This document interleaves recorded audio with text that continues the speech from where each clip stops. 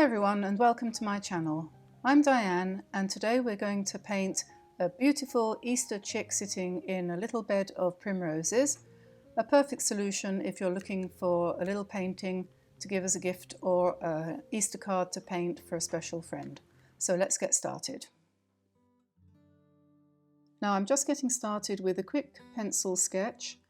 If you aren't very confident with your sketching, then I suggest you go to dianeantone.com where you can download a little sketch of the chick, which means you can get started with the painting without worrying about the drawing first of all. And that's completely free, no charge for that. But basically a chick is essentially a little ball of fluff, so it's one circle for the body and another circle for the head, and then a tiny triangle for the beak and two little dots for the eyes. And that's basically it. We're not going into any more details. And now I'm just drawing in the primroses, which are 4 or 5 heart-shaped leaves joined together in the centre. Sorry, 4 or 5 heart-shaped petals. And I've put a little group of 2 over there and then another one on the other side. And then I'm going to link the 2 groups of flowers together with some leaves. And now to start with the painting, I always like to start with the eyes. So I've picked up a very tiny brush. I think this is a 1 or even a 0. And I've just put 2 little dots of black paint to indicate the eyes.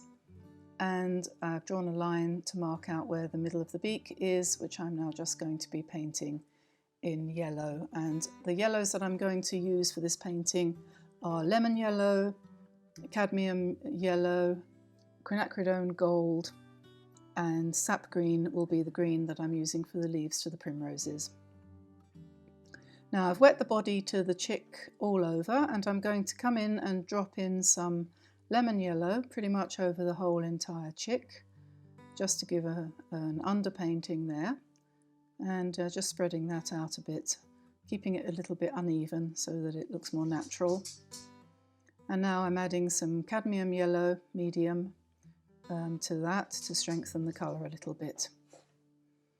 And just a tiny bit of quinacridone gold down there for the shadowy bits.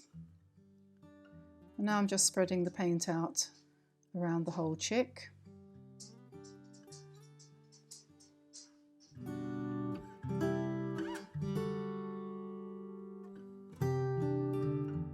Switch to my number 7 brush and I'm picked up some fairly intense quinacridone gold, and I'm just putting in some dots into the centre of the 3 primroses, and then I'm going to clean my brush and come back with a slightly damp but clean water on my brush, and I'm just going to draw the yellow out into the petal areas of the primroses.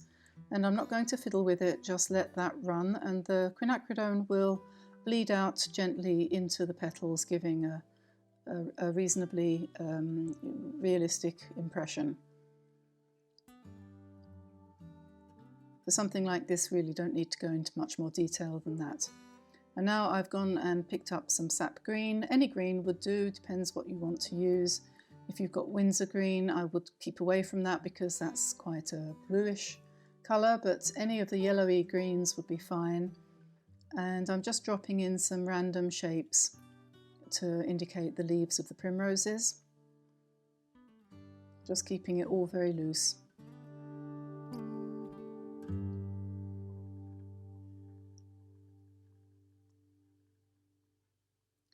And now I've come back again with the quinacridone gold just to reinforce the centres of the primroses, so I'm just dropping in a few more dots and dashes of quinacridone into the centre of those flowers. And now I'm putting in some slightly darker green. I've taken the sap green and darkened it with the quinacridone gold, so it's a little bit more golden in colour, just to give some variation in the tone and the colour. Strengthening the yellow with lemon yellow with lemon yellow or cadmium yellow.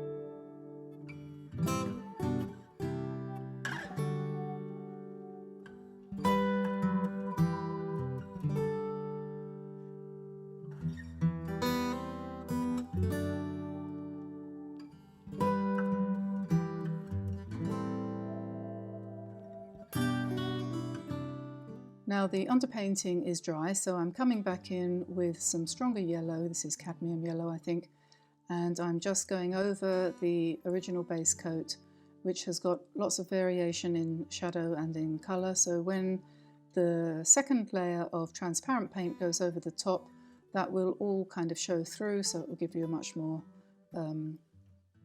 artistic sort of sense to the whole painting, really, than just painting it all in one colour. So that's lemon yellow on the breast, and then a bit of quinacridone gold, and a bit more lemon yellow there on the wing. And then I need to go back into the petals of the primroses and strengthen them up with a bit more yellow as well, and perhaps a little bit more quinacridone gold in the middle to bleed out into the petals. And then we're pretty much coming towards the end of the painting now. So I hope this has been helpful and gives you an idea of something you could do for Easter for somebody. We're always looking for original presents, aren't we? And sometimes these days it's not that easy to find things, and this certainly would be a thrifty way of going about things. So I hope it gives you some ideas. You could add to the painting. I'm going to put in a little bit of yellow spatter here around it, just to link it, give the impression perhaps of there being daffodils or something behind. But it would be nice, you could also do that. There are daffodils in one of my other videos which you could use to add to this painting. Or you could add an Easter egg, or any other kind of Easter motif there, and it would look very pretty. So I think we're done for now, and so I'll just say thank you very much for watching. Give me a like and subscribe if you already haven't, and bye bye for now, and I'll see you again tomorrow. Bye bye everyone, bye bye.